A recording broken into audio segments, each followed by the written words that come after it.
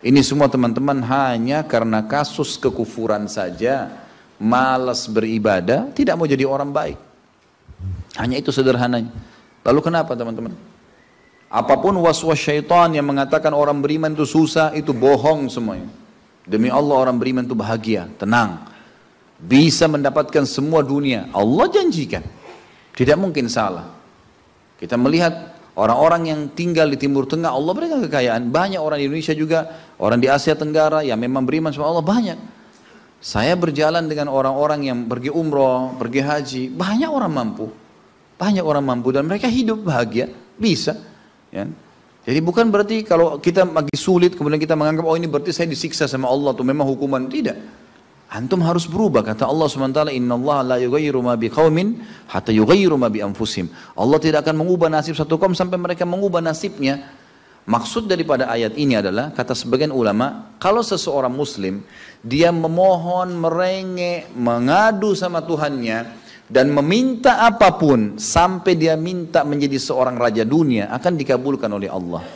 Asal dia mau mengubah dirinya. Lalu Allah akan bukakan kepadanya peluang-peluang untuk mencapai apa yang sedang dia minta itu. Dan Allah sebaliknya akan mencukupkan kebutuhan seorang hamba kalau dia mengatakan cukuplah saya begini. Misal ada orang bekerja, dia dikasih sama Allah gaji, dia dapat gaji 2 juta, dimudahkan dia diterima kerja seterusnya. Lalu dia mengatakan cukuplah seperti ini. Keluarga saya biayai 1,5 juta, sudah cukup, alhamdulillah. Udah, nggak masalah. Allah cukupkan dia dengan itu.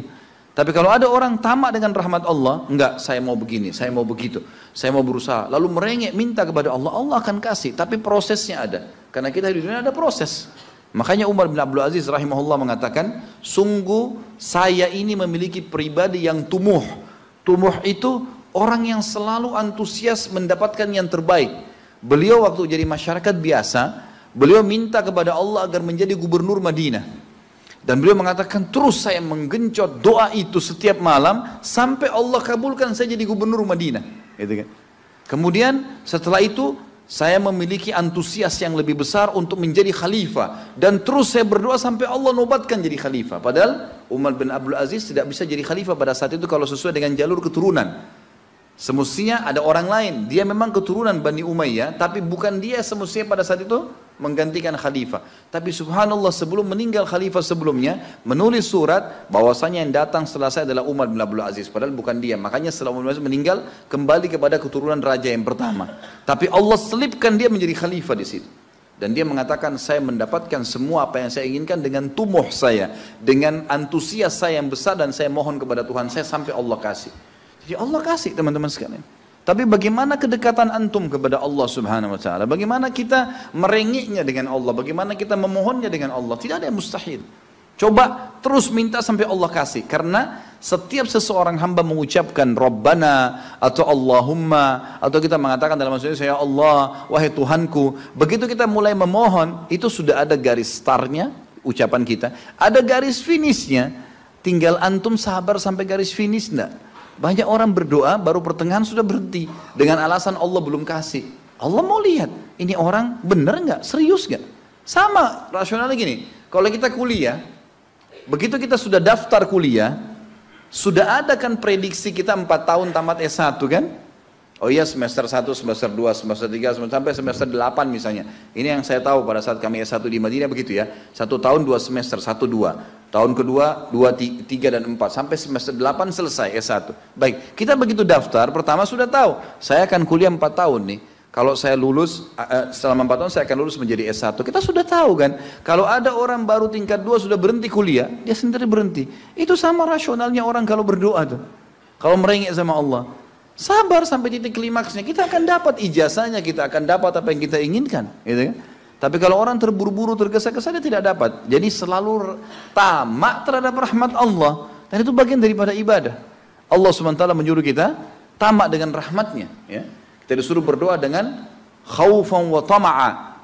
Khauf, takut dengan azabnya Allah, jangan masuk neraka, dan tamak terhadap rahmat Allah. Minta terus agar Allah Subhanahu wa taala memberikan kepada kita rahmat yang luas, ditambah, diberikan karunia. Antusias teman-teman sekalian. Orang mukmin itu selalu optimis. Tidak ada kata-kata pesimis, tidak ada kata-kata putus asa, nggak ada kata-kata dendam. Berlalu qaddarallah ma syaa fa'al. Allah sudah takdirkan dan sudah terjadi. Kata Nabi SAW, kalau terjadi sesuatu pada kalian, katakan Allah sudah takdirkan, sudah terjadi. Buka lembaran baru, jalan sekarang, gitu kan? Sampai kata Nabi SAW yang memotivasi kita, kalau di tangan seseorang di antara kalian sebuah bibit, dan dia tahu, bibit pohon, dan dia tahu besok kiamat, tetap dia tancapkan. Tetap dia tancapkan. Sebagian ulama salaf dulu, mereka menanam pohon-pohon teman-teman sekalian, pohon-pohon yang umurnya lama, seperti kelapa, ya.